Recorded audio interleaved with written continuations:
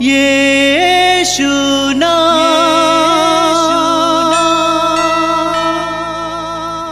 यीशु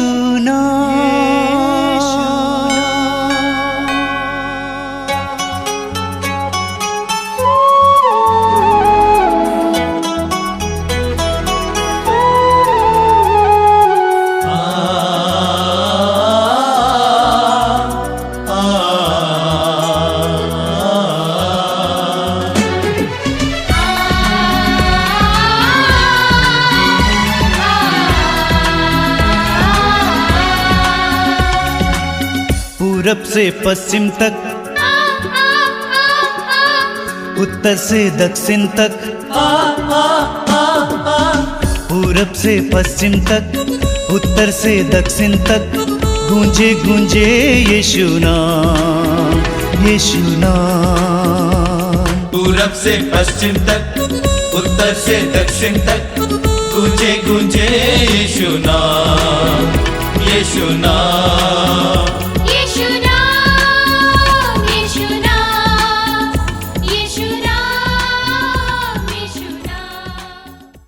मेरे प्रिय भाई और बहनों, आप सभी का मैं इस मातृधाम सत्संग में हार्दिक स्वागत करता हूं। मैं जानता हूं कि ये कार्यक्रम आपके लिए कृपा का माध्यम बना हुआ है और इसलिए मैं आप सभी से अनुरोध करूंगा, इससे निरंतर जुड़े रहिए। चैनलों में अलग अलग प्रकार के कार्यक्रम इस तरह के आपको प्राप्त हो रहे हैं, आध्यात्मिक कार्यक्रम, उन सब का लाभ उठाइए। आज का ज़माना, आज का परिवेश कुछ बदला सा है। ऐसे परिवेश में जहाँ इतना ज़्यादा प्रलोभन है, बुराइयाँ बढ़ रही हैं, ऐसे आध्यात्मिक कार्यक्रम हमारे लिए आवश्यक है। इसलिए अपने प्रतिदिन के जीवन में कुछ समय ऐसे कार्यक्रमों के लिए निकालिए। आप सभी जानते हैं कि हर रविवार को ये मातृधाम सत्संग होता है और सत्संग की शुरुआत हम स्तुति से करते हैं, क्योंकि स्तुति के द्वारा हम अपने आत्मा और अपने हृदय को जगाते हैं। स्तुति के द्वारा हम अपने जीवन में प्रभु की कृपा को आने के लिए स्थान बनाते हैं। स्तुति में बहुत बड़ी शक्ति होती है, हमारे अंदर ताजगी लाती है, हमारे अंदर ईश्वर के प्रति भक्ति लाती है, ईश्वर के लिए खुलापन लाती है। बड़े आनंद के साथ हम प्रभु की स्तुति करेंगे। देखिए स्तोत्रकार क्या कहता है, स्तोत्र 113 में स्तोत्रकार कहता है, प्रभु के सेवकों स्तुतिगान करो, प्रभु के सेवकों स्तुतिगान करो, प्रभु के नाम की स्तुति करो। धन्य है प्रभु का नाम अभी और अनंत काल तक, सूर्योदय से सूर्यास्त तक, सूर्योदय से सूर्यास्त तक प्रभु के नाम की स्तुति हो। प्रभु सभी राष्ट्रों का शासक है, उसकी महिमा आकाश से भी ऊंची है। हमारे प्रभु ईश्वर के सदृश कौन है? वह उच्च सिंहासन पर विराजमान होकर स्वर्ग और पृथ्वी दोनों पर दृष्टि रखता है। वह धूल में से दीन को और कूड़े पर से दरिद्र को ऊपर उठाता है और उन्हें शासकों के साथ बैठाता है, अपनी प्रजा के शासकों के साथ। वह वंध्या को आनंद प्रदान कर उसे पुत्रवती माता के रूप में घर में बसाता है। ऐसे चमत्कारी, आश्चर्यकारी, बड़े बड़े कार्य करने वाले, हमारे जीवन में अपने चमत्कारों से भरना चाहने वाले प्रेमी करुणामय ईश्वर की आइए हम सब मिलकर स्तुति करेंगे। आप सभी से अनुरोध करूंगा, तालियां बजाते हुए हृदय की गहराई से मेरे भाई बहन के साथ मिलकर स्तुति का एक गीत गाएंगे। जो आने वाला है, जो है, जो था, जो आने वाला है, जो है, जो था, जो आने वाला है, जो है, जो था, जो आने वाला है, जो है, जो था, जो आने वाला है, जो है, जो था, जो आने वाला है, जो है, जो था, जो आने वाला है, जो है, जो था, जो आने वाला है। वो है यीशु, वो है यीशु, वो है यीशु, वो है यीशु, वो है यीशु, वो है यीशु, वो है यीशु, वो है यीशु, वो सबका खुदा। हालेलुया गाओ यीशु नाम, हालेलुया गाओ यीशु नाम, हालेलुया गाओ यीशु नाम है आदि और अंत। हालेलुया गाओ यीशु नाम, हालेलुया गाओ यीशु नाम, हालेलुया गाओ यीशु नाम है आदि और अंत।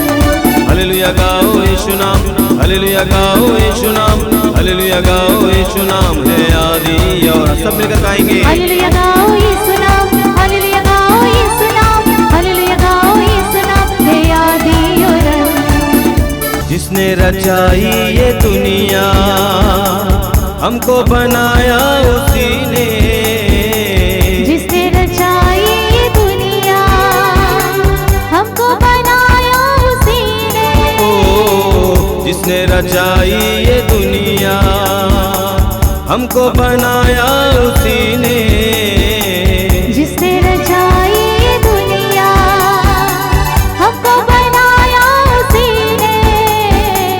मिलने वो आया हम सबको, क्रूस पर चढ़ाया उसी को। मिलने वो आया हम सबको, क्रूस पर चढ़ाया उसी को।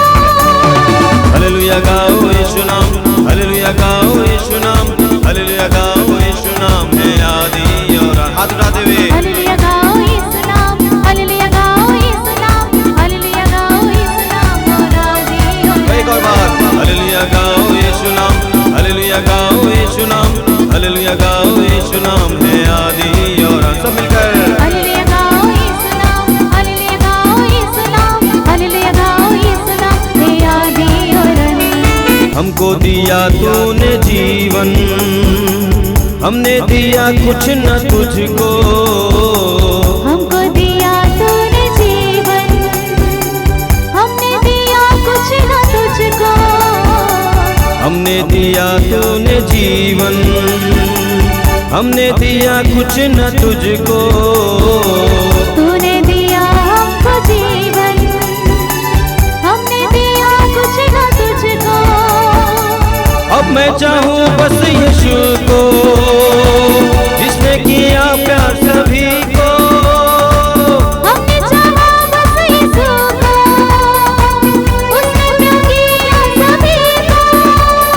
हालेलुया गाओ यीशु नाम, हालेलुया गाओ यीशु नाम, हालेलुया गाओ यीशु नाम है आदि और अंत। गाइए हालेलुया गाओ यीशु नाम, हालेलुया गाओ यीशु नाम, हालेलुया गाओ यीशु नाम है आदि और और एक बार हालेलुया गाओ यीशु नाम, हालेलुया गाओ यीशु नाम, हालेलुया गाओ यीशु नाम है आदि और अंत। पापों का कर्ज चुकाया, स्वर्ग का वारिस बनाया।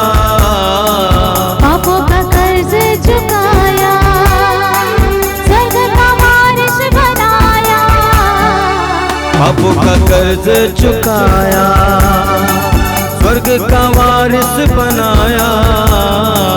पापों का कर्ज चुकाया, स्वर्ग का वारिस बनाया। सबसे यीशु अनोखा, कोई नहीं यीशु जैसा। सबसे वो यीशु अनोखा, कोई नहीं यीशु जैसा। जो है जो था जो आने वाला है, जो है जो था जो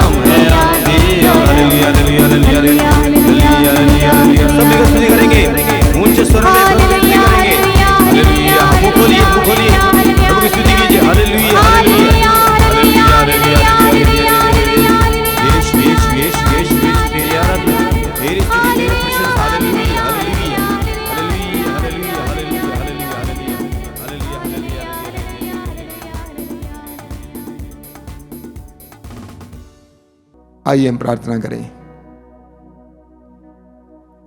हम अपने आप को तैयार करें प्रभु के पवित्र वचनों को सुनने के लिए।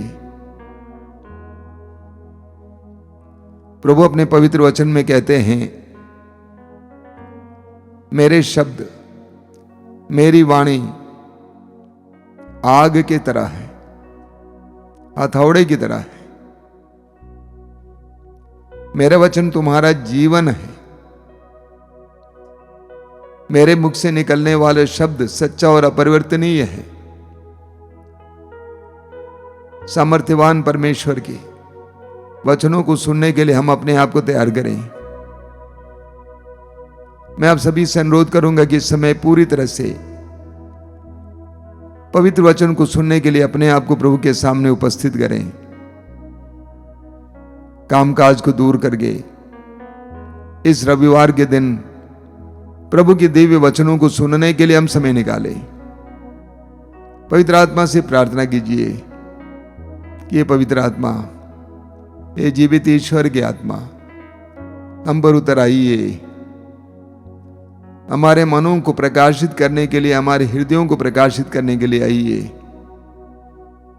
पेंतकोस्त के दिन जिस तरह तू आग के जीवों की तरह उतरकर शीशों को बदल डाला था, हे पवित्र आत्मा हमें भी बदल डाल। हमारी निराशा को आशा में बदलने के लिए, हमारे ठंडेपन को दूर करके हम में गर्मी पैदा करने के लिए, हमें उत्साह प्रदान करने के लिए पवित्र आत्मा आइए। मेरे प्रिय भाई और बहनों, पवित्र आत्मा जीवन का आत्मा है, शांति का आत्मा है, प्रेम का आत्मा है। आइए हम इस समय पवित्र आत्मा का आह्वान करें। प्रभु यीशु, धन्यवाद देता हूं इन पलों के लिए, मेरे इन भाई बहनों के लिए धन्यवाद देता हूं जो इस दिव्य कार्यक्रम के लिए बैठे हुए हैं, संसार के कोने कोने में बैठे हुए हैं। उन्हें एक बना दे, उनके हृदय और मन को तैयार करना प्रभु। पवित्र आत्मा को भेजकर उन्हें इस समय सामर्थ्य से भर देना, उत्साह से भर देना। आइए मेरे भाई और बहनों, पवित्र आत्मा का आह्वान करते हुए हम एक गीत गाएंगे। अनुरोध करूंगा कि आप अपनी आंखें बंद रखेंगे, दोनों हाथों को खुला रखेंगे। पवित्र आत्मा को आपके जीवन में आने दीजिए। आपके जीवन में जो अशांति है उसको दूर करने के लिए पवित्र आत्मा को आने दीजिए। आपकी निराशा को दूर करने के लिए पवित्र आत्मा को आने दीजिए। आपके ठंडेपन को दूर करने के लिए आने दीजिए। अपने हृदय के द्वार को खोलिए, मन के द्वार को खोलिए। एकाग्र होकर इस समय पवित्र आत्मा से प्रार्थना कीजिए। पवित्र आत्मा ईश्वर का आत्मा है, पवित्र आत्मा यीशु का आत्मा है, पवित्र आत्मा सामर्थ्य का आत्मा है। उस आत्मा को आपके जीवन में आने दीजिए। आइए हम इस समय एक गीत गाते हुए पवित्र आत्मा का आह्वान करेंगे। पवित्र आत्मा मेरे दिल में आ, पवित्र आत्मा मेरे दिल में आ, पवित्र आत्मा मेरे दिल में आ, पवित्र आत्मा मेरे दिल में मेरे जीवन को तू ही चला, मेरे जीवन को तू ही चला। पवित्र आत्मा मेरे दिल में आ, पवित्र आत्मा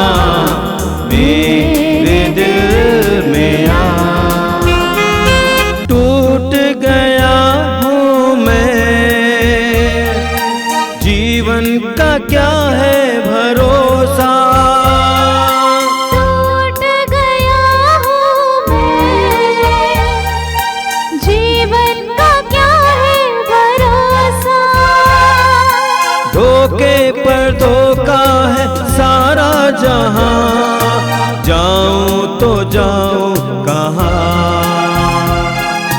धोखे पर धोखा है सारा जहां, जाऊं तो जाऊं कहाँ।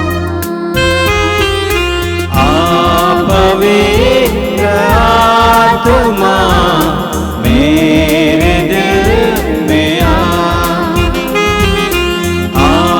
पवित्र आत्मा मेरे दिल में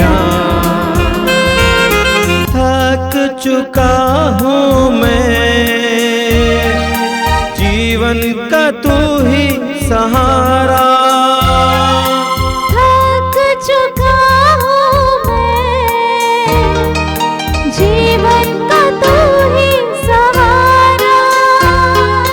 थक चुका हूँ मैं, जीवन का तू ही सहारा। थक चुका हूँ मैं,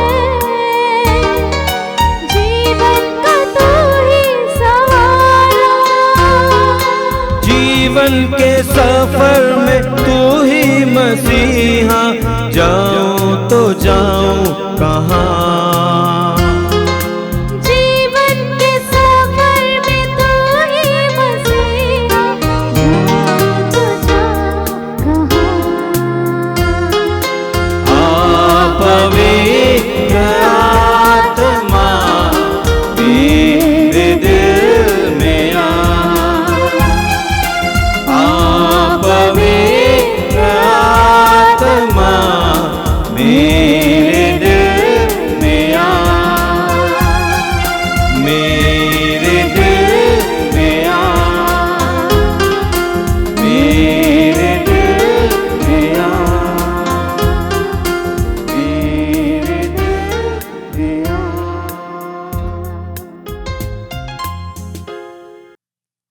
अपनी आंखें खोलें। मेरे प्रिय भाई और बहनों, जैसा कि मैंने आपसे कहा, प्रभु इन दिनों मीडिया के द्वारा हमसे बात करते हैं। अलग अलग चैनलों के द्वारा प्रभु ईश्वर हमारे जीवन में हस्तक्षेप करने के लिए तैयार है। हमें YouTube में और अन्य चैनलों में बहुत सारे कार्यक्रम मिलेंगे। हमें भटकाने वाले कार्यक्रम, हमारे जीवन में बुराई लाने वाले कार्यक्रम, लेकिन बहुत सारे ऐसे कार्यक्रम हैं जिसके द्वारा हमारे जीवन में आध्यात्मिक ज्ञान आवे, आध्यात्मिक चेतना आवे। मैं आप सभी से अनुरोध करूंगा कि हमें इस समय बहुत ज्यादा पहचान कर कार्यक्रमों को अपनाने की जरूरत है। आध्यात्मिक कार्यक्रम को हृदय से लगाइए, उसके लिए समय निकालिए। प्रभु आपको और आपके परिवार को आशीर्वाद देंगे। साथ ही साथ मैं आपसे अनुरोध करूंगा कि आप इस कार्यक्रम से कृपा प्राप्त कर रहे हैं, अधिक से अधिक लोगों को इसके बारे में जानकारी दीजिए, ताकि वे भी इस कार्यक्रम के जरिए प्रभु की आशीषें पाएं। मेरे प्रिय भाई और बहनों, हम सुसमाचारों में पढ़ते हैं कि प्रभु यीशु दृष्टांतों के द्वारा लोगों को ईश्वर के राज्य के रहस्य समझाते थे। प्रभु यीशु लोगों को दृष्टांत सुनाते थे, छोटे बड़े दृष्टांत। प्रभु की शिक्षाएं बड़ी अद्भुत थी। साधारण से साधारण लोग भी उनकी शिक्षाओं को समझ पाते थे, क्योंकि वे दृष्टांतों में उनको सिखाते थे। और प्रभु के बताए हुए दृष्टांतों में सबसे हृदय स्पर्शी दृष्टांत है उड़ाऊ पुत्र का दृष्टांत। एक धनी बाप, दानी बाप, प्रेमी बाप, उसके दो बेटे, दूसरा बेटा स्वेच्छा से संपत्ति का अपना हिस्सा लेता है और परदेश चला जाता है। स्वेच्छा से, अपनी इच्छा से। स्वेच्छा से जो अपराध होते हैं, जो अधर्म होते हैं, उनको हम पाप कहते हैं। वचन हमें सिखाता है कि ईश्वर हमें स्वतंत्रता देता है। विधि विवरण ग्रंथ के अध्याय 30 उसके वाक्य 19 में पढ़ते हैं, प्रभु कहते हैं, मैं तुम्हारे सामने जीवन और मृत्यु, भलाई और बुराई दोनों रखता हूं, तुम जीवन को चुनो। हमारे सामने भलाई और बुराई, जीवन और मृत्यु दोनों रखे गए हैं। हम उत्पत्ति ग्रंथ के अध्याय 3 में पढ़ेंगे, ईश्वर ने आदम और हेवा को अदन बगान में रखा, सुंदर सा बगान। उनसे कहा सारे पेड़ों के फल खाओगे, लेकिन बीचों बीच जो पेड़ है उसका फल नहीं खाओगे। ईश्वर ने उन्हें आजादी दी। ईश्वर हमें आजादी देता है, लेकिन हम स्वयं उस आजादी का दुरुपयोग करते हुए ईश्वर से दूर चले जाते हैं। उड़ाव पुत्र स्वेच्छा से संपत्ति का अपना हिस्सा लेकर परदेश चला गया, बड़ी उम्मीदों के साथ। परिणाम क्या था? सारा धन उड़ गया, उसके सारे दोस्त उससे दूर चले गए। परदेश पहुंचते ही वहां पर अकाल पड़ा, खाने के लिए अनाज नहीं था। परदेश में एक इंसान का नौकर बना, वो भी कैसा नौकर? सुअरों को चराने वाला।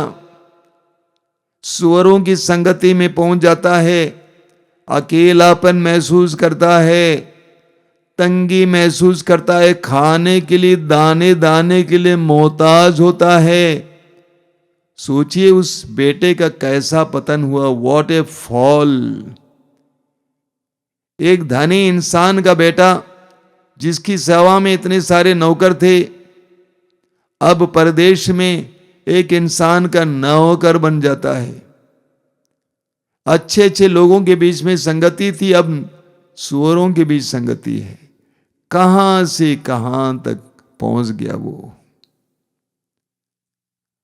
पाप हमें कहां से कहां तक पहुंचा देता है।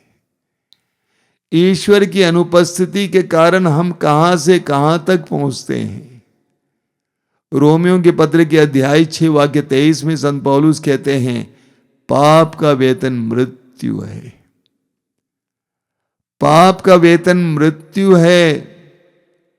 जब मनुष्य पाप करने लगता है तो वो मरने लगता, वो सूखने लगता है, उसका जीवन सूखने लगता है, उसकी उमंग सूखने लगती है, वो मरने लगता है, मन से मरने लगता है, हृदय से, शरीर से, आत्मा से। पौलुस कहते हैं कि पाप का वेतन मृत्यु है। प्रवक्ता ग्रंथ के अध्याय 19 वाक्य 4 में लिखा हुआ है, जो अपने आप को दुख देता है, जो पाप करता है वो अपने आप को दुख देता है।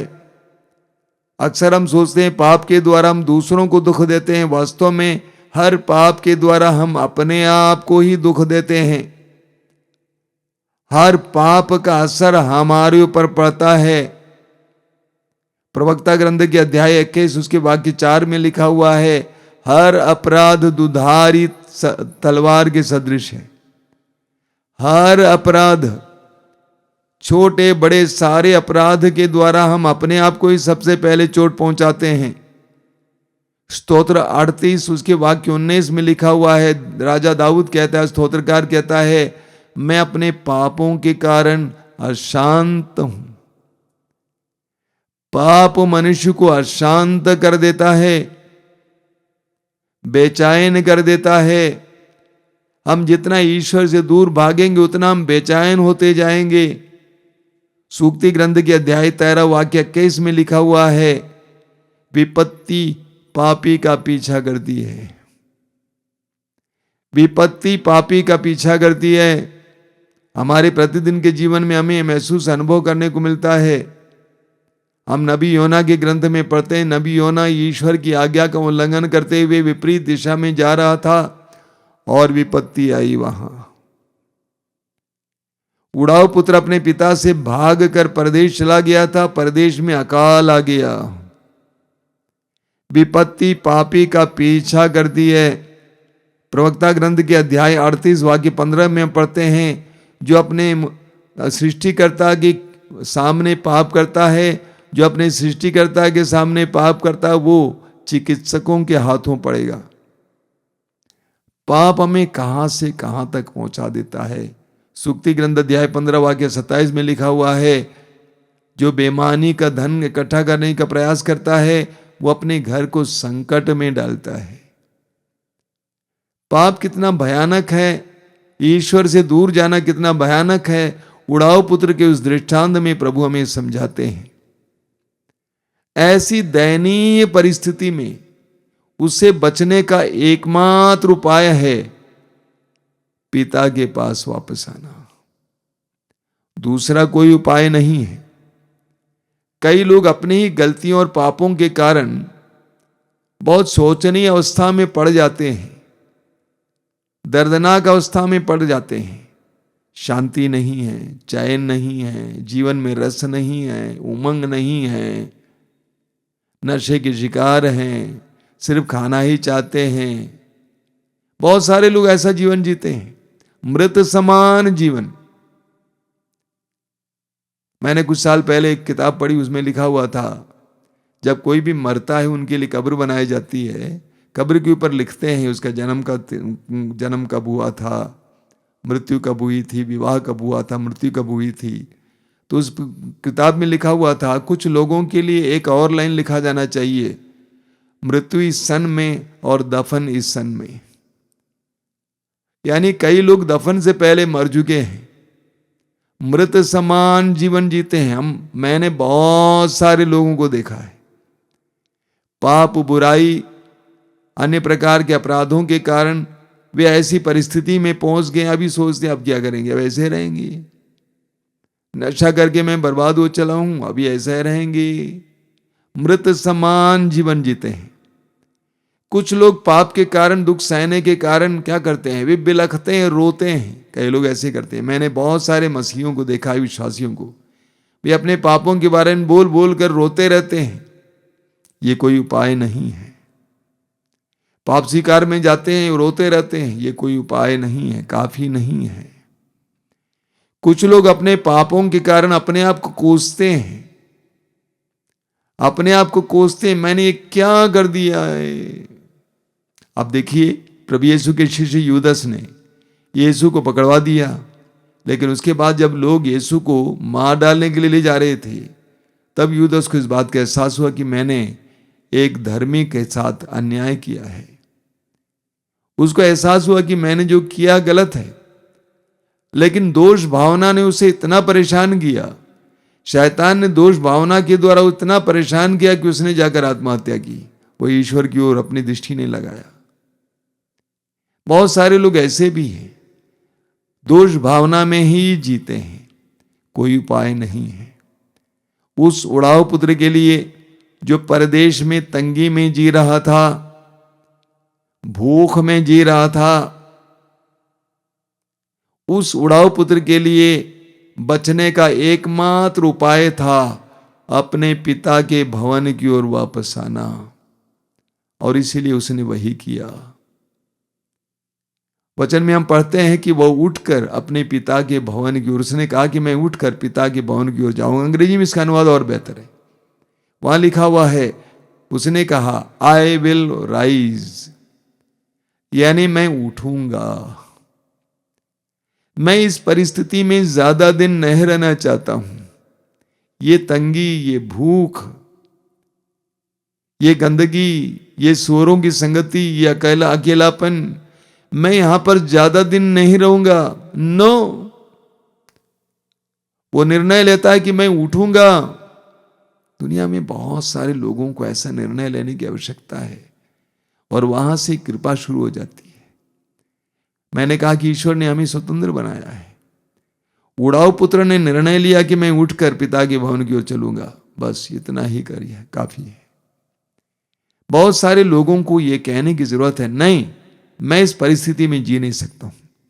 मैंने नशा करके अपने आप को बर्बाद किया, शरीर को बर्बाद किया, अपने भविष्य को बर्बाद किया, अपने बच्चों को, परिवार को बर्बाद किया। मैं ऐसी हालत में रह नहीं सकता हूं। मैं उठूंगा, मैं पिता के भवन की ओर चलूंगा। यह निर्णय लेना आवश्यक है। अब बताइए, जब बेटा ये निर्णय लेकर पिता के भवन की ओर चल पड़ता है तो क्या होता है? उसने कभी नहीं सोचा था कि मेरा पिताजी मुझे स्वीकार करेगा। उसका हक नहीं था, क्योंकि उसने संपत्ति का अपना हिस्सा तो ले लिया था। पिता को बदनाम किया, दुख में डाला, बेचैन किया, अशांत किया, सब कुछ बर्बाद किया। उसने कभी नहीं सोचा था कि उसका पिता उसको स्वीकार करेगा, इसलिए उसने मन में ये सोचा, मैं पिताजी से कहूंगा, पिताजी मैं आपका पुत्र कहलाने योग्य नहीं हूं, मैं आपका पुत्र कहलाने योग्य नहीं हूं, मुझे एक दास के रूप में, नौकर के रूप में अपने यहां रख लीजिए, लेकिन रखिएगा अपने यहां। उसने दिल में ये ठाना और इस बात को दोहरा दोहरा कर अपने पिता के भवन की ओर चल रहा था। लेकिन नतीजा क्या था? अप्रत्याशित, अप्रतीक्षित नतीजा। उसका स्वागत होता है, उड़ाव पुत्र का स्वागत होता है। पिता उसकी ओर दौड़ पड़ता है, पिता के साथ नौकर भी दौड़ पड़ते हैं। कितना अच्छा स्वागत मिलता उसको, उसने कभी नहीं सोचा था। पिता उसको गले से लगाता है, उसका चुंबन करता है। जरा सोचिए उसकी अवस्था क्या रही होगी, क्या दशा रही होगी। स्वरों को चराने वाला कितना साफ रहा होगा। पिता उसका चुंबन करता है, गले से लगाता है, उसको सब कुछ वापस लौटा देता है। उसके बड़े भाई से ज्यादा उसको प्यार मिलता है।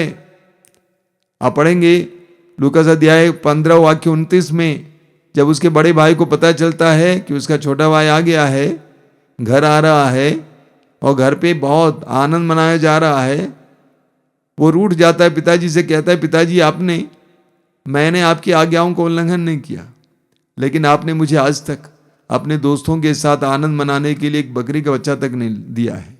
आज आप उसके लिए मोटा बछड़ा मार रहे हैं, भोज की तैयारी कर रहे हैं। यानी बड़े भाई से ज्यादा छोटे भाई को प्यार मिला, हालांकि वह उड़ाऊ पुत्र था, उसने सब कुछ बर्बाद किया था। ये ईश्वर के प्रेम का चमत्कार है। मानुषिक रूप से देखा जाए, मानवीय रूप से देखा जाए तो ऐसा नहीं होना चाहिए था। न्याय कहता है कि उसके साथ ऐसा व्यवहार नहीं होना चाहिए था, लेकिन प्रेम न्याय से बढ़कर है। ईश्वर का प्रेम न्याय से बढ़कर है। हम पढ़ेंगे लूकास के समाचार के अध्याय 15 वाक्य 7 में कि एक भेड़ के लिए, एक पापी के लिए 99 धर्मियों से ज्यादा स्वर्ग में आनंद मनाया जाता है। 99 धर्मियों से ज्यादा, जिनको पश्चाताप की आवश्यकता नहीं, एक पश्चातापी पापी के लिए स्वर्ग में आनंद मनाया जाता है। वाक्य 10 में लिखा हुआ है, पश्चातापी पापी के लिए ईश्वर के दूत आनंद मनाते हैं। ये ईश्वर के प्रेम का चमत्कार है। ये अजीब ईश्वर का प्रेम है, अनोखा प्रेम है। स्तोत्र 103 वाक्य 11 में स्तोत्रकार लिखता है, आकाश पृथ्वी के ऊपर जितना ऊंचा है उतना महान है अपने भक्तों के प्रति ईश्वर का प्रेम। तो उड़ाव पुत्र जब वापस आता है, उसको सब कुछ मिल जाता है, सम्मान मिलता है, आदर मिलता है, इज्जत मिलती है, समानता मिलती है, अधिकार मिलता है, सामर्थ्य मिल जाता है। तर्क बहुत सरल है, तर्क बहुत सरल है। ईश्वर जीवन का स्रोत है, ईश्वर आनंद का स्रोत है, ईश्वर शांति का स्रोत है, ईश्वर सौंदर्य का स्रोत है। जब हम ईश्वर से दूर चले जाते हैं तो हम जीवन से वंचित हो जाते हैं, आनंद से वंचित हो जाते हैं। बहुत सरल तर्क है, सिंपल लॉजिक। जब हम ईश्वर से दूर चले जाते हैं तो ये सब हो जाता है, हम नंगे हो जाते हैं। उत्पत्ति ग्रंथ अध्याय 3 में हम पढ़ते हैं, आदम और हवा ने कहा, आदम ने कहा हम पेड़ों के पीछे छिपे हुए हैं। पाप के बाद, ईश्वर की आज्ञा को उल्लंघन करने के बाद उसने कहा कि हम पेड़ों के पीछे छिपे हुए हैं क्योंकि हम नंगे हैं। वचन में लिखा हुआ है, पाप के बाद, आज्ञा का उल्लंघन के बाद उन्होंने देखा कि वे नंगे हैं। नग्नता का अर्थ क्या है? कपड़े से नहीं कोई मतलब। नग्नता का अर्थ है शून्यता, कुछ नहीं है, बेकार, नकारात्मकता। तो ईश्वर से हम जितना दूर चले जाएंगे उतना हमारे जीवन में उद्देश्यहीनता आएगी, रसहीनता आएगी, कोई मतलब नहीं रहेगा, नकारात्मकता आएगी। लेकिन जब ईश्वर के पास वापस आ जाएंगे तो हमें जीवन मिलेगा, हमें आनंद मिलेगा, हमें शांति मिलेगी, जीवन में उद्देश्य मिलेगा, जीवन में रस मिलेगा। यही एक रास्ता है, दूसरा कोई उपाय नहीं है, दूसरा कोई उपाय नहीं है। हम पढ़ेंगे योग के ग्रंथ के अध्याय 21 वाक्य 22 में, ईश्वर के पास वापस आ जाओ तुम्हें फिर सुख शांति मिलेगी। ईश्वर से मेल कर लो तुम्हें फिर सुख शांति मिलेगी। ईश्वर के पास आना तुम्हें फिर सुख शांति मिलेगी। पाप हमें ईश्वर से दूर कर देता है, पाप हमें ईश्वर से दूर कर देता है। वचन में आप पढ़ेंगे इसायाह अध्याय 59 में, इसायाह अध्याय 59 में बहुत सुंदर वचन है, आपने बार बार सुना है और एक बार सुनिए। इसायाह अध्याय 59 में प्रभु क्या कहते हैं, प्रभु का वचन क्या कहता है। इसायाह 59 उसके वाक्य 1 और 2 में बहुत सुंदर वचन है। प्रभु क्या कहते हैं, प्रभु का हाथ बचाने में समर्थ है, प्रभु का हाथ बचाने में समर्थ है, उसका कान बहरा नहीं है, वो सुन सकता है, किंतु तुम्हारे अधर्म ने तुमको ईश्वर से दूर किया। ईश्वर का हाथ बचा सकता है तुमको, वो छोटा नहीं हुआ है, वो सुन सकता है, वो बहरा नहीं है, किंतु तुम्हारे अधर्म ने तुमको ईश्वर से दूर किया, तुम्हारे पापों ने ईश्वर को तुमसे विमुख कर दिया, इसलिए वो तुम्हारी नहीं सुनता है। सीधी सी बात है। आज तक तुम ईश्वर की ओर देख रहे थे, आज्ञा भंग के द्वारा तुम ईश्वर को छोड़कर दूसरी दिशा में देखने लगे। यही कारण है तो हम पाप हमें ईश्वर से दूर कर देता है, लेकिन पश्चाताप हमें ईश्वर से मिलाता है, पश्चाताप हमें ईश्वर के पास लाता है। स्तोत्र 107 वाक्य 10 और 11 में पढ़ते हैं, बहुत सुंदर वचन है, वहां लिखा हुआ है, कुछ लोग अंधकार और मृत्यु की छाया में बैठे हुए थे, कुछ लोग अंधकार और मृत्यु की छाया में बैठे हुए थे, वे दुखी और बेड़ियों से जकड़े हुए थे, क्योंकि उन्होंने ईश्वर के वचन से विद्रोह किया और प्रभु की सलाह नहीं मानी। ईश्वर से विद्रोह करने से, ईश्वर के वचन से विद्रोह करने से उनमें दुख आ गया, बंधन आ गए, अंधकार उनके ऊपर छाया रहा। तो पाप हमें ईश्वर से दूर कर देता है। कुछ लोग कहते हैं कि हमने पाप नहीं किया है, हम चोरी नहीं करते हैं, हम झूठ नहीं बोलते हैं, हम व्यभिचार नहीं करते हैं, हम कत्ल नहीं करते हैं, लेकिन अधिकतर लोग पाप को अपने में छिपाए हुए हैं। पाप करना एक बात है, पाप रखना दूसरी बात है। विद्वेष, जलन, ईर्ष्या, क्रोध, वासना, हमने इसको जगह दे रखी है, हमारे अंदर एक क्रियाशील है।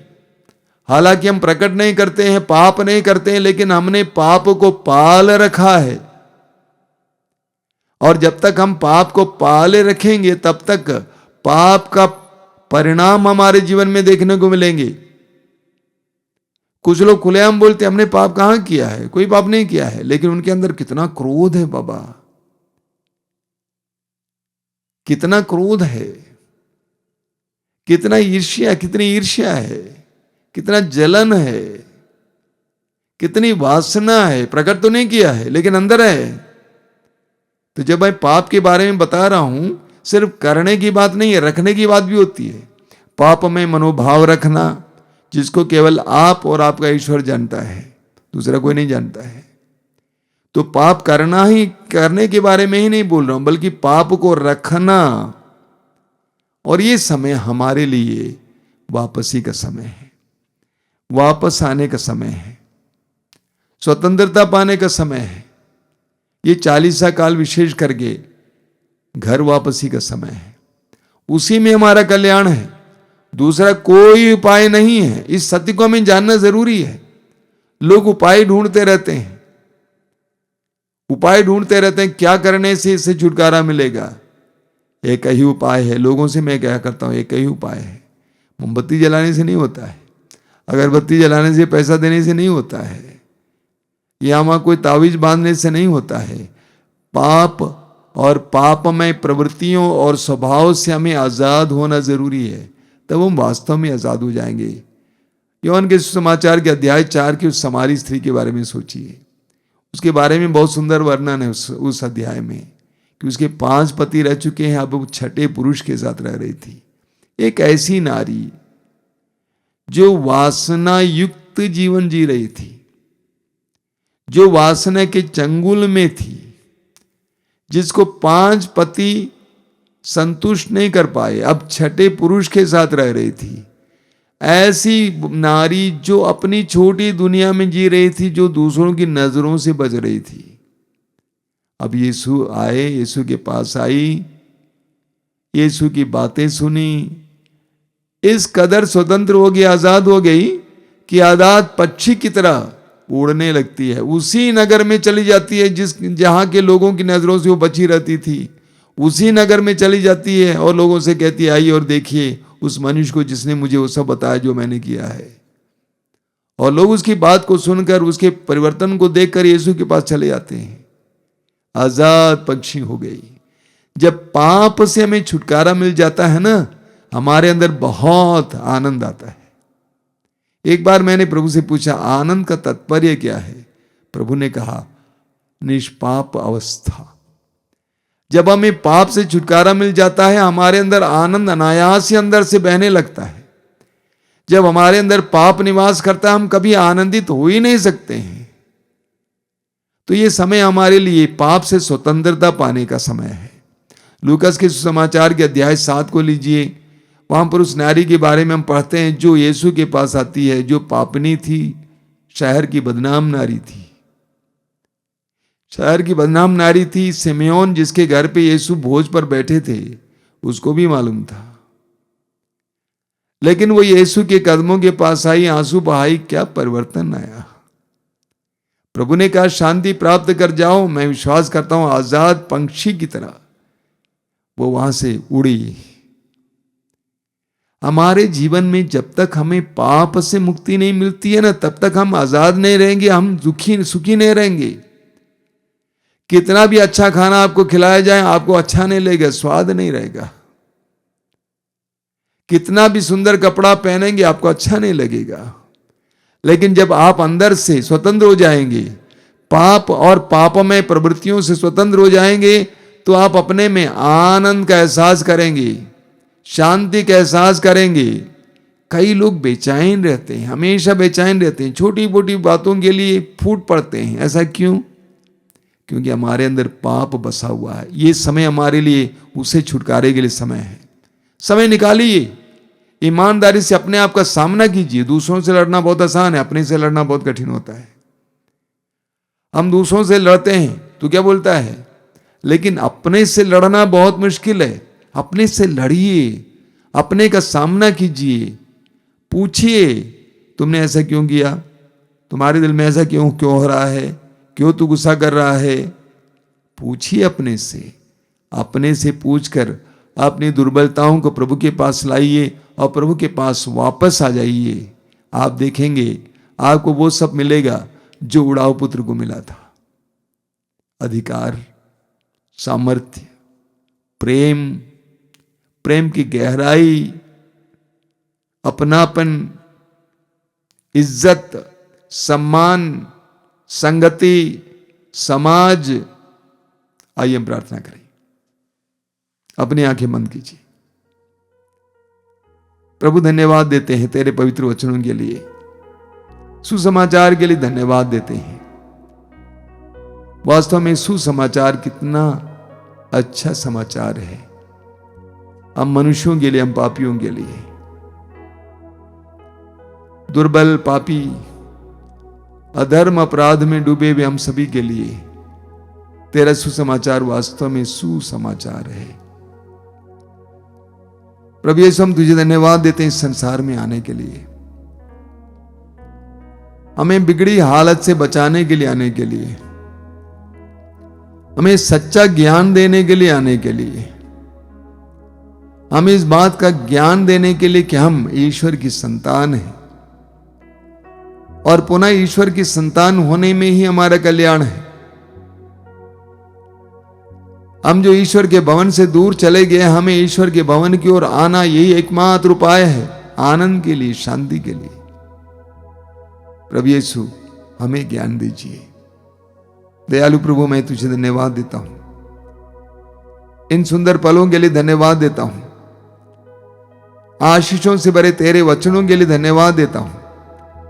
इस समय हमें अपने भाई बहनों के लिए प्रार्थना करता हूं, तेरा पवित्र हाथ उनकी ओर बढ़ाना, अपने पापों को स्वीकार करने, सबसे पहले पहचानने, स्वीकार करने, पापों में स्वभाव को पहचानने और तेरी ओर वापस लौटने के लिए कृपा देना, सच्चे आनंद के अधिकारी बनाना, शाश्वत शांति के अधिकारी बनाना। यीशु, तेरी स्तुति, तेरी आराधना, तेरी महिमा हो।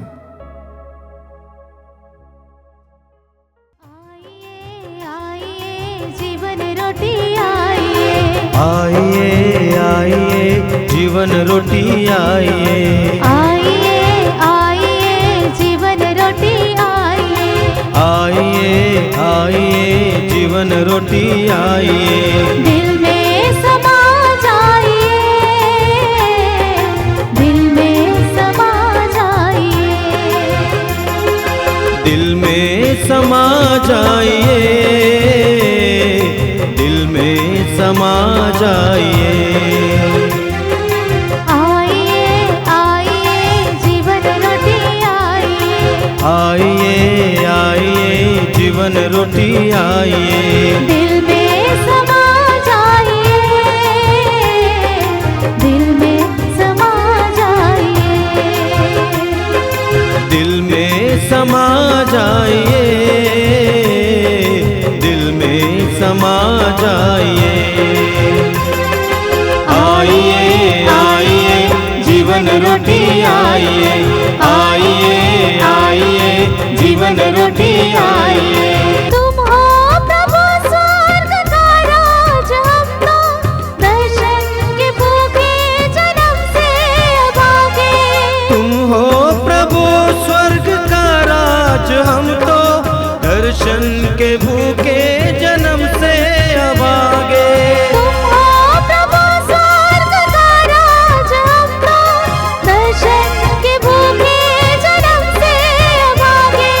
तुम हो प्रभु स्वर्ग का राज, हम तो दर्शन के भूखे जन्म से अभागे। तन मन को शांत करने आ जाइए, रग रग में प्राण भरने आ जाइए, तन मन को शांत करने आ जाइए, रग रग में प्राण भरने आ जाइए। तन मन को शांत करने आ जाइए, रग रग में प्राण भरने आ जाइए, तन मन को शांत करने आ जाइए, रग रग में प्राण भरने आ जाइए। आइए आइए जीवन रोटी आइए, आइए आइए जीवन रोटी आइए। दिल में समा जाइए, दिल में समा जाइए, दिल में समा जाइए, दिल में समा जाइए।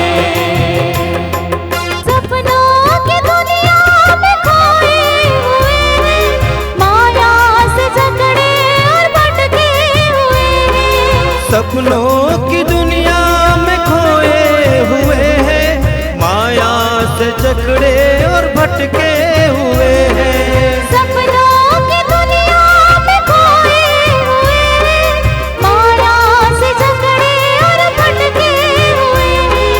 सपनों की दुनिया में खोए हुए हैं, माया से जकड़े और भटके हुए हैं।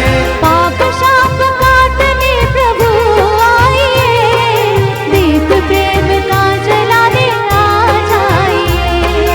पाप शाप काटने प्रभु आइए, दीप प्रेम का जलाने आ जाइए। पाप शाप काटने प्रभु आइए, दीप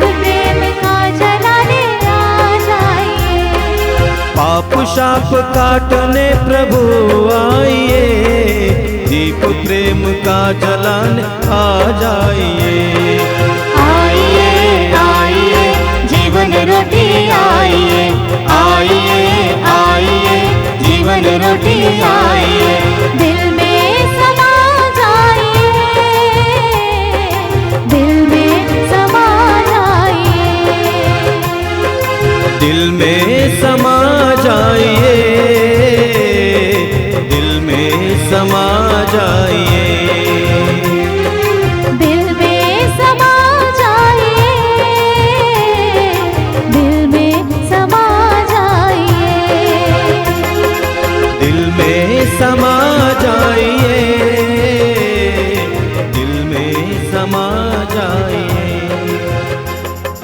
आइए आइए जीवन रोटी आइए, आइए आइए जीवन रोटी आइए, आइए आइए जीवन रोटी आइए, आइए आइए जीवन रोटी आइए। अपनी आंखें बंद करके इस समय आराधना में प्रभु के साथ जुड़ते जाइए। मैं आप सभी से अनुरोध करूंगा, आप जहां कहीं भी बैठे हैं, हर तरह के काम से पूरी तरह से निवृत्त करें, आजाद करें और इस आराधना में पूरा मन लगाकर भाग लेने के लिए तैयार करें अपने आप को। प्रभु यीशु की इस वाणी को याद कीजिए। प्रकाशना ग्रंथ अध्याय 3 वाक्य 20, मैं द्वार पर खड़ा होकर खटखटा रहा हूं, यदि कोई मेरी वाणी सुनकर मेरे लिए द्वार खोल देगा, मैं आकर उसके साथ भोजन करूंगा और वो मेरे साथ भोजन करेगा। कितनी सुंदर प्रतिज्ञा है। प्रभु कहते हैं, मैं तुम्हारे पास हूं, बस तुम्हें अपने हृदय के द्वार को मेरे लिए खोलने की आवश्यकता है। अपने मन और आत्मा को मेरे लिए खोलने की आवश्यकता है। मैं प्रतिज्ञा करता हूं कि मैं आऊंगा, तुम्हारे जीवन में प्रवेश करूंगा और हमारे बीच आदान प्रदान होगा। मैं तुम्हारी कमजोरियों में सहभागी होऊंगा और तुम मेरे वैभव में सहभागी होगे। हृदय को खोलिए। ईश्वर का पुत्र यीशु, शांति का राजकुमार, स्वर्ग का राजकुमार, स्वर्ग का दूत इस समय आपके पास आए हैं। जिस तरह 2000 वर्ष पहले उस गौशाले में यीशु ने जन्म लिया, वही यीशु इस समय आपके करीब आए हैं। हृदय खोलिए। अपने हृदय की गहराई से प्रभु से कहिए, आइए यीशु, मैं तेरा स्वागत करता हूं।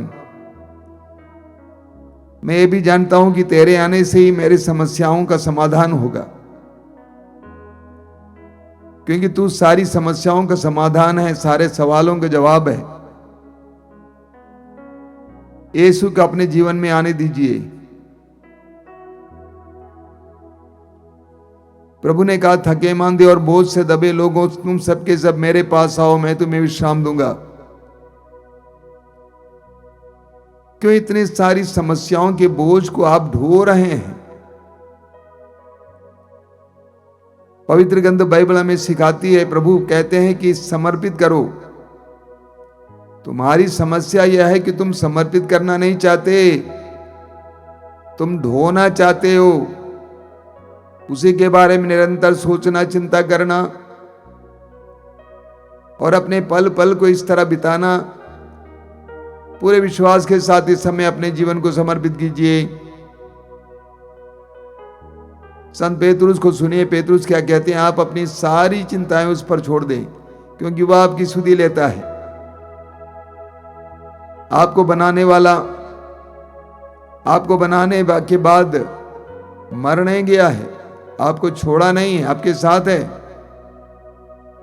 अपने आप को समर्पित कीजिए। आपको ना कुछ से बनाने वाला वो ईश्वर आपकी बिगड़ी हालत को संवारने में समर्थ है। समर्पित करते जाइए। समर्पण बहुत कठिन होता है।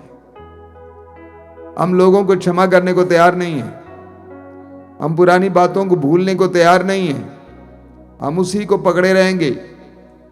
हम कहेंगे हम क्षमा नहीं करेंगे, हम समर्पित नहीं करेंगे, तो हम दुख में जीवन जिएंगे, चिंताओं में जीवन जिएंगे। समर्पित कीजिए।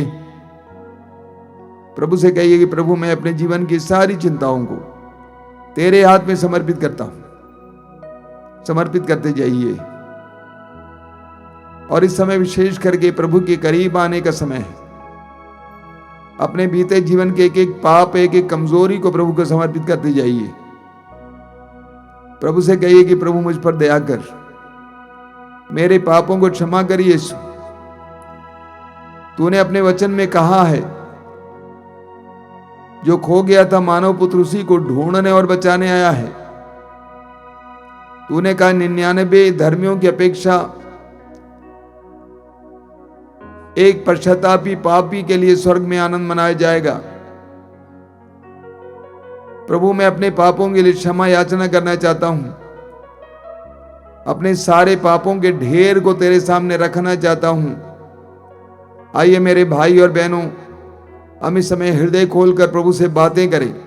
मेरे पीछे दोहराते जाइए। Hallelujah, hallelujah, hallelujah, hallelujah, hallelujah. Hallelujah. Yeshu मेरा प्रभु है। यीशु मेरा प्रभु है। यीशु मेरा मुक्तिदाता है। यीशु मेरा मुक्तिदाता है। हे मेरे मुक्तिदाता, हे मेरे मुक्तिदाता, मुझे पापों से बचाने के लिए, मुझे पापों से बचाने के लिए, पाप के बंधनों से आजाद करने के लिए, पाप के बंधनों से आजाद करने के लिए इस संसार में आए यीशु, इस संसार में आए यीशु, मुझ पर दया कर, मुझ पर दया कर, मुझ पर दया कर। मुझ पर दया कर। मैंने वही किया मैंने वही किया जो तेरी दृष्टि में बुरा है। जो तेरी दृष्टि में बुरा है। मुझ पर दया कर, मुझ पर दया कर। तेरे वचन में लिखा हुआ है तेरे वचन में लिखा हुआ है, मैं तुम पर पवित्र जल छिड़कूंगा मैं तुझ पर पवित्र जल और तुम्हें सारे देवदूषणों से और तुझे सारे देवदूषणों से शुद्ध करूंगा। शुद्ध करूंगा। आइए यीशु, आइए यीशु, तेरा पवित्र रक्त छिड़क कर तेरा पवित्र रक्त छिड़क मुझे कर शुद्ध कीजिए, मुझे शुद्ध कीजिए, मुझे पवित्र कीजिए। मुझे पवित्र कीजिए। मेरे हृदय के अंदर मेरे हृदय के जो अंदर क्रोध है, जो क्रोध है, पाप में मनोभाव है, पाप में मनोभाव है, ईर्ष्या जलन है, ईर्ष्या जलन है, उसे दूर कीजिए। उसे दूर कीजिए। हे प्रभु यीशु, हे प्रभु मैं स्वतंत्र होना चाहता हूँ,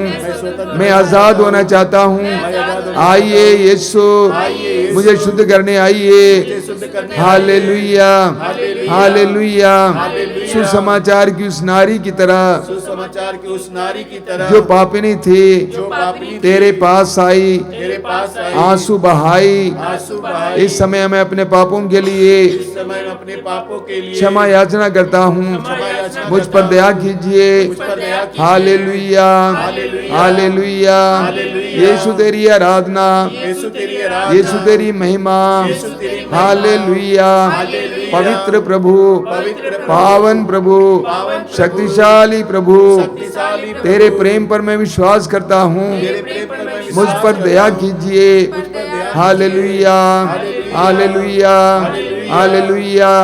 दोनों हाथ ऊपर उठाइए और स्वतंत्र होकर प्रभु की स्तुति करते जाइए। Hallelujah, hallelujah, hallelujah, hallelujah, hallelujah, hallelujah, hallelujah, hallelujah, hallelujah, hallelujah, hallelujah, hallelujah, hallelujah, hallelujah.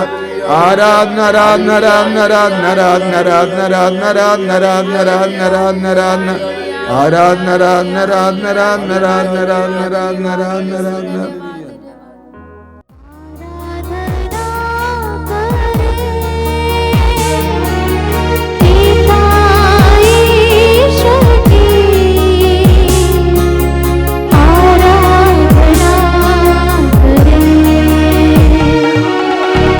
आराधना करें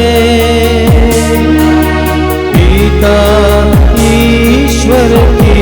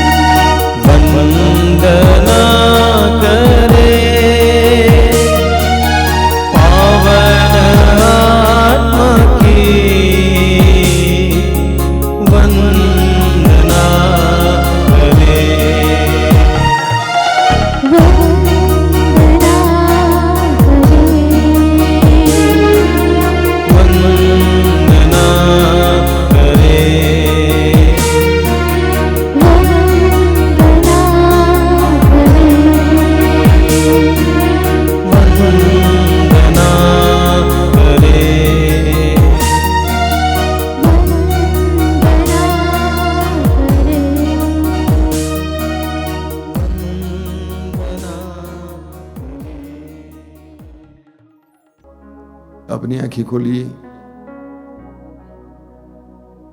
मेरे प्रिय भाई और बहनों, प्रकाशना ग्रंथ के अध्याय 3 वाक्य 19 में प्रभु कहते हैं, मैं जिन सबको प्यार करता हूं उनको मैं डांटता हूं और उन्हें दंडित भी करता हूं।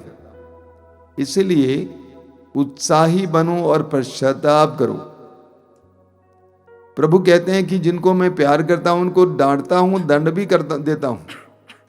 इसलिए जब तुम्हारे जीवन में डांट मिलती है, दंड, दुख का अनुभव होता है, उत्साही बनो, निरुत्साही मत बनो, बल्कि तुम्हें पश्चाताप करना है।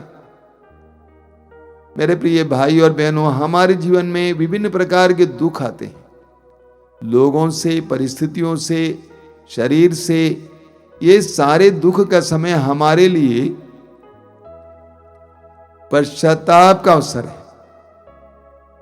लोग समझते नहीं, लोग अपने दुख के लिए रोते हैं। मैं तो कहूंगा, आपके जीवन में जब दुख आ जाते हैं, पीड़ाएं आती हैं, जब आपके दिल को घायल किया जाता है लोगों के शब्दों के द्वारा, लोगों के मनोभावों के द्वारा, वे सारे क्षण ऐसे हैं जब प्रभु आपको पश्चाताप के लिए आमंत्रित करते हैं। दुख का समय हमारे लिए सबसे पहले पश्चाताप का समय है। हम में से कौन कह सकता है कि मैं निष्पाप हूं? हम सभी लोग पापी हैं। हमारे अंदर विभिन्न प्रकार के पाप हैं, लेकिन हमारे जीवन में जब दुख आता है वो समय ऐसा है जब प्रभु हमसे कहते हैं, हमारे कानों में कहते हैं, पश्चाताप कर। अगर दुख नहीं होता ना तो हम लोग उड़ते रहते, हम लोग अपने आप को जांच नहीं करते, अपनी चाल को नहीं देखते। हर दुख का समय हमारे लिए पश्चाताप का अवसर है। हम पढ़ेंगे प्रज्ञा ग्रंथ के अध्याय 12 वाक्य 10 में, वचन में लिखा हुआ है, तूने धीरे धीरे दंड देकर उन्हें पश्चाताप के लिए मौका दिया। धीरे धीरे दंड देकर पश्चाताप के लिए मौका दिया। छोटे छोटे दुखों के जरिए प्रभु हमें, हमारे ध्यान को पश्चाताप के लिए आकर्षित कर रहे हैं। पश्चाताप करो, तुम्हारे अंदर जो पाप है उसके लिए माफी मांगो, प्रभु को अपने जीवन में कार्य करने दो। हमें आमोस के ग्रंथ के, नबी आमोस के ग्रंथ के अध्याय 4 में पढ़ने को मिलता बहुत सुंदर वचन है कि प्रभु कहते हैं कि मैंने इस्राएलियों पर अलग अलग प्रकार की विपत्तियां भेजी। एक एक प्रकार की विपत्ति के बारे में वहां पे विवरण दिया गया है। विपत्तियां भेजी ताकि वे पश्चाताप करें, विपत्तियां भेजी ताकि वे पश्चाताप करें। तो हर बार जब हमारे जीवन में दुख आते हैं, परेशानी आती हैं, वो हमारे लिए पश्चाताप करने का मौका है। ये 40 काल हमारे लिए पश्चाताप के लिए मौका है। इस 40 काल में बार बार पवित्र वचनों के द्वारा कलीसिया हमें आमंत्रित करती है, पश्चाताप करो, वापस आओ। पिता के भवन में वापस आने में ही तुम्हारा कल्याण है। उड़ाऊ पुत्र की तरह हम भी पिता के भवन में वापस आने के लिए प्रयास करें। अपनी आंखें बंद कीजिए और इस समय हृदय खोलिए, अपने एक एक पाप को याद कीजिए। हमारे हृदय में कितनी कटुता है, कितना ईर्ष्या है, कितना जलन है, कितना क्रोध है, क्षमा करने को तैयार नहीं है। हम कितने घमंडी हैं, हमारे अंदर कितना स्वार्थ है। हम इस समय अपने आप को छोटा बनाएं, छोटा बनाएं। प्रभु के वचन को भूले ना। लूकास अध्याय 18 वाक्य 14, जो अपने आप को बड़ा मानता है वो छोटा बनाया जाएगा, और जो अपने आप को छोटा मानता है वो बड़ा बनाया जाएगा। प्रभु आपको बड़ा बनाना चाहते हैं, क्यों नहीं छोटा बन सकते हैं? नम्र बनिए, प्रभु के सामने नम्र बनिए, दूसरों के सामने भी नम्र बनिए। ये आसान है प्रभु के सामने नम्र बनना, दूसरों के सामने बनना बहुत कठिन है। बनिए, क्षमा मांगिए, क्षमा दीजिए, तब प्रभु से हमें क्षमा मिल जाएगी। थोड़ी देर मौन हो जाइए, मौन होकर अपने आप को जांच करेंगे और प्रभु से हृदय की गहराई से प्रार्थना करेंगे, प्रभु मुझे शुद्ध कर, मुझे क्षमा करने की कृपा दे। प्रार्थना कीजिए।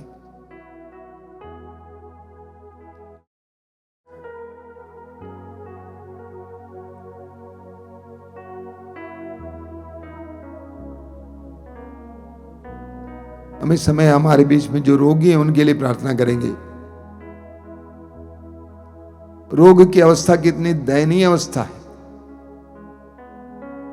जब मनुष्य कितना अकेलापन, कितनी दुर्बलता महसूस करता है। ऐसी अवस्था में हम प्रभु के लिए अपने हृदय के द्वार को खोलें। जब आप अकेले पड़े हैं, शारीरिक पीड़ा झेल रहे हैं, प्रभु के लिए अपने हृदय के द्वार को खोलिए। प्रभु आपको बुला रहे हैं। प्रभु का पवित्र वचन कहता है, प्रभु दुखियों से दूर नहीं है। प्रभु आपसे दूर नहीं है, आपके करीब है। आगे बंद कीजिए कि आपके शरीर में अलग अलग प्रकार की पीड़ाएं हैं, रोग हैं। हृदय में रोग है, किडनी में रोग है, त्वचा में रोग है, पेट में दर्द है, कान में समस्याएं, आंखों में समस्याएं हैं, अंदरूनी रोग हैं, हाथ पांव में दर्द और पीड़ाएं हैं। इस समय अपनी सारी पीड़ाओं को प्रभु के सामने रखिए। यीशु के शरीर में जितने दुख भोग यीशु ने अनुभव किया, उनके शरीर में जितने घाव हुए, उन सारे घावों के साथ अपने दर्द और पीड़ाओं को समर्पित कीजिए। वचन में लिखा हुआ उनके घावों द्वारा हम भले चंगे हो गए हैं। यीशु के घावों के द्वारा हम भले चंगे हो गए हैं, हो रहे हैं। अपने दर्द और पीड़ाओं के यीशु के हाथ में समर्पित करते जाइए और इस समय विश्वास कीजिए कि प्रभु आपको चंगाई दे रहे हैं। और इस समय प्रभु की स्तुति और आराधना करते हुए चंगाई के लिए प्रार्थना कीजिए। Hallelujah, hallelujah, hallelujah, hallelujah. चंगाई, चंगाई, चंगाई, चंगाई, चंगाई, चंगाई, चंगाई, चंगाई, चंगाई, चंगाई, चंगाई, आराधना, चंगाई, चंगाई यीशु के परम पावन नाम पर, शक्तिशाली नाम पर, बड़े से बड़े रोग से, गंभीर से गंभीर रोग से इसी वक्त चंगाई मिले, आशीर्वाद मिले। Hallelujah, hallelujah, hallelujah, hallelujah, hallelujah, hallelujah, hallelujah, hallelujah. चंगाई, चंगाई, चंगाई, चंगाई, चंगाई, चंगाई, चंगाई, चंगाई, healing, healing, healing, healing, healing, healing, healing. Hallelujah, hallelujah, hallelujah, hallelujah, hallelujah, hallelujah. धन्यवाद यीशु, तेरी महिमा, तेरी आराधना।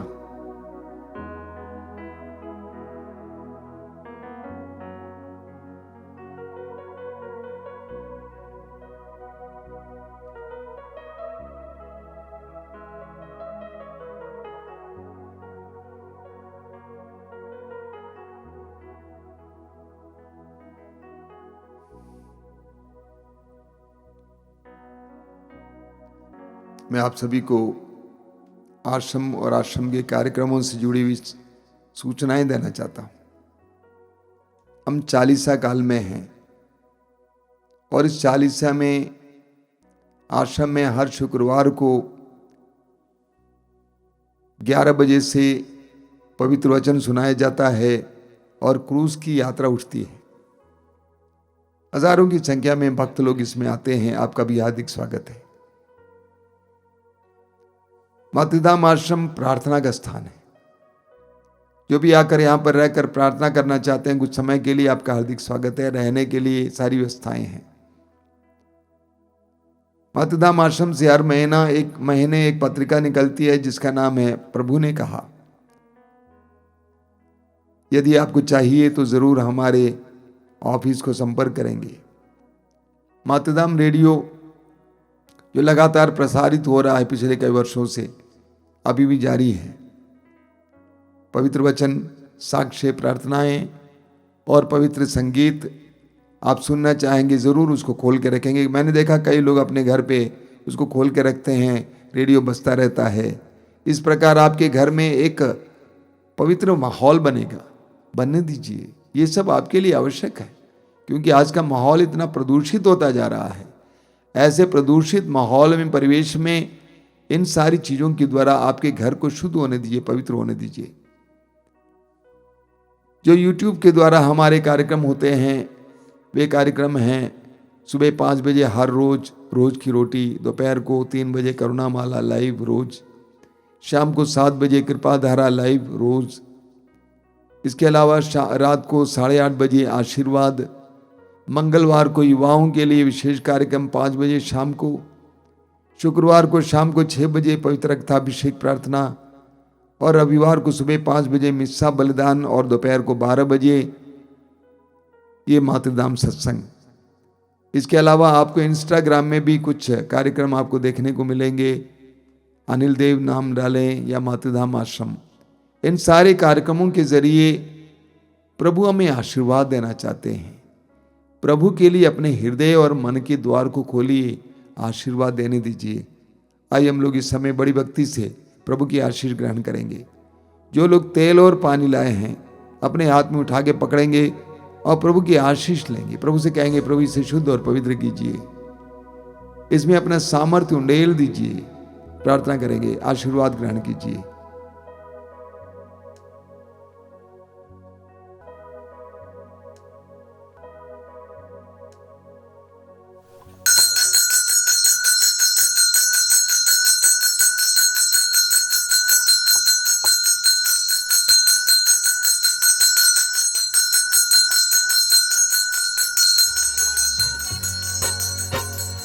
धन्य धन्य आबा, धन्य धन्य आबा, धन्य धन्य आबा तेरा नाम। धन्य धन्य आबा, धन्य धन्य आबा, धन्य धन्य आबा तेरा नाम।